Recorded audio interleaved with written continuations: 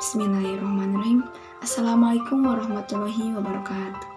Hai guys, di sini kami akan memenuhi salah satu tugas mata kuliah Teknologi Pendidikan PAI.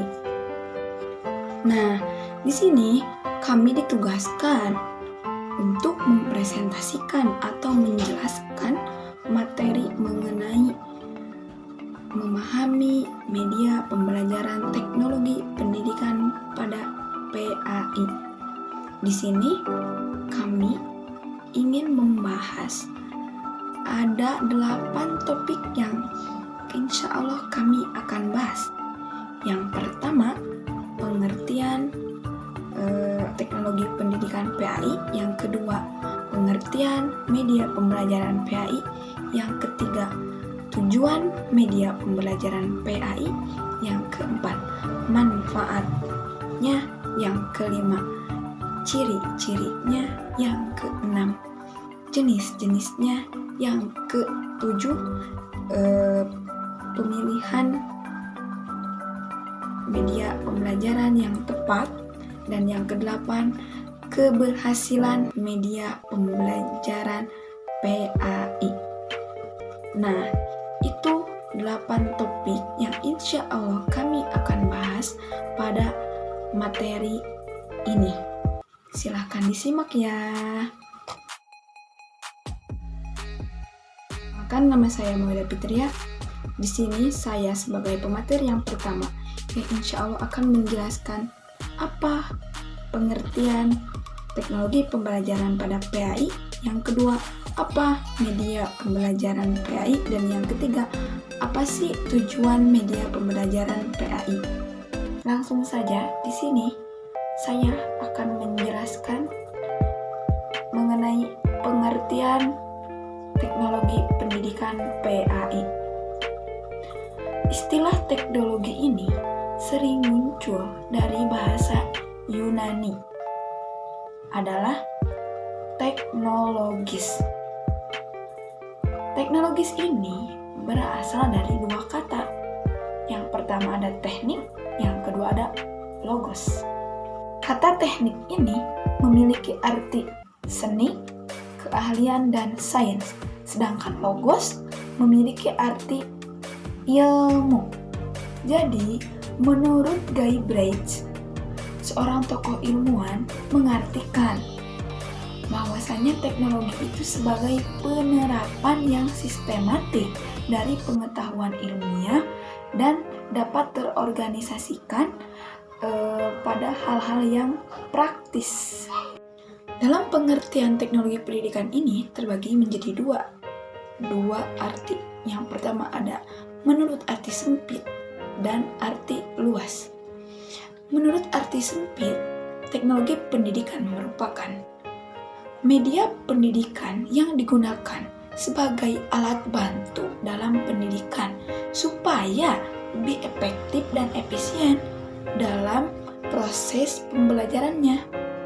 Menurut arti luas, teknologi pendidikan itu berarti kinerja serta praktik yang dapat membuat proses belajar untuk meningkatkan kinerja dengan cara membuat, menggunakan, dan mengelola segala proses dan sumber teknologinya.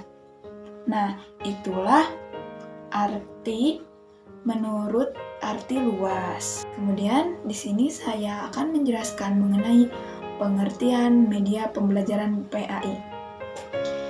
Media berasal dari kata medium atau Latin yang berarti perantara atau pengantar.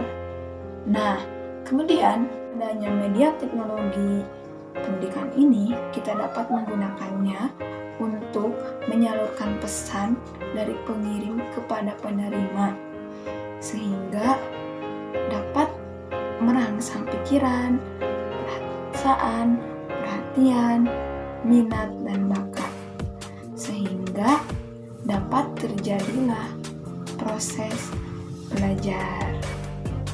Jadi, bisa dikatakan bahwa dalam proses belajar mengajar kita memerlukan media untuk pembelajaran dan harus menggunakannya itu dengan teknik-teknik atau strategi pembelajaran agar pembelajaran tidak monoton dan tidak membosankan siswa dalam belajarnya.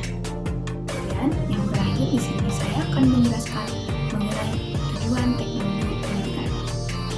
Tujuannya itu adalah untuk memberikan kemudahan belajar bagi peserta didik, supaya peserta didik itu dapat mudah merangsang atau menyerap segala pembelajaran yang disampaikan oleh pendidik kepada peserta didiknya. Assalamualaikum warahmatullahi wabarakatuh. Perkenalkan, nama saya Fahri Ahmad Faujan. Saya di sini sebagai pemateri kedua. Saya akan menjelaskan ciri-ciri media pembelajaran dan manfaat media pembelajaran. Yang pertama yaitu ciri-ciri media pembelajaran. Ciri-ciri media pembelajaran ada 3. Yang pertama ciri fiksatif, yang kedua manipulatif, dan yang ketiga distributif. Yang pertama yaitu ciri fiksatif. Ciri fiksatif yaitu media pembelajaran yang memiliki kemampuan menyimpan, melestarikan, merekam, dan merekonstruksikan suatu peristiwa atau objek, dan banyak siswa yang harus dipelajari dari objek dan peristiwa tersebut. Yang kedua yaitu ciri manipulatif. Ciri manipulatif tersebut yaitu media pembelajaran yang berlangsung berhari-hari bahkan bertahun-tahun tetapi dapat disajikan dengan beberapa menit saja. Ciri manipulatif ini susah diamati, susah dipahami dengan secara langsung, tetapi mudah dipahami, mudah diamati dengan media pembelajaran berupa foto dan merekam video. Yang ketiga yaitu ciri distributif. Ciri distributif tersebut yaitu media pembelajaran yang memungkinkan objek dan kejadian ditransportasikan melalui ruang dan secara bersamaan yang disajikan sejumlah besar siswa dengan stimulasi pengalaman yang relatif sama. Jadi maksudnya gini, dari media pembelajaran ini ada ciri-ciri media pembelajaran, ada 3 ciri. Yang pertama harus mencari fisik-fisik terlebih dahulu, lalu dimanipulasikan atau diberi keterangan, lalu di-share. Jadi mencari fisik-fisik tersebut yaitu masuk dalam ciri fiksatif, yaitu memfoto atau merekam video. Sesudah merekam video selalu dimanipulasikan atau manipulatif. Hasil dari memfoto dan video tersebut diberi keterangan atau dimanipulasikan. Sesudah fiksatif, sesudah manipulatif, lalu diberikan distribusi. Maksud distribusi tersebut dikirim atau di-share kepada murid melalui CD, bisa flashdisk, bisa WA, dan lain-lain yang termasuk dengan media pembelajaran. Itu ciri-ciri media pembelajaran. Lalu media pembelajaran tidak akan berjalan apabila tidak komplit dari ciri yang 3 ini. Maksudnya gini, media pembelajaran tidak ada fiksatif, tidak akan maju.